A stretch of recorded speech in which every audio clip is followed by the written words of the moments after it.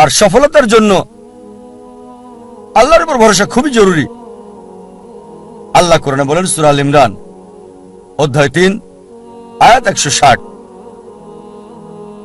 যদি আল্লাহ চান কেউ পেছনে ফেলতে পারবে না, আর তিনি সাহায্য না করলে কে আছে এমন যে সাহায্য করবে? আর মুমিন লোকগণ কেবল আল্লাহর উপরে ভরসা করেন। আল্লাহ বলেন সূরা আনকাবুত অধ্যায় নম্বর 29 আয়াত নম্বর 69 যে যদি চেষ্টার সংগ্রাম করো আল্লাহ সুবহানাহু ওয়া তাআলার পথে তিনি পথ খুলে দেবেন। আল্লাহ আরো বলেন সূরা নাহাল অধ্যায় 17 আয়াত 43 এবং সূরা আম্বিয়া অধ্যায় 21 আয়াত 7, ফাসআলু আহলে যিকরি ইন কুনতুম লা তা'লামুন। যদি তোমরা না জানো তাকে জিজ্ঞেস করো যে জানে, তার কাছে যার জ্ঞান আছে। তাই সফলতার জন্য প্রথম আল্লাহর উপর ভরসা, দ্বিতীয় হচ্ছে চেষ্টা করা, সাধনা করা আল্লাহ সুবহানাহু ওয়া তাআলার পথে, তৃতীয় হচ্ছে যে জানে তাকে জিজ্ঞেস করা।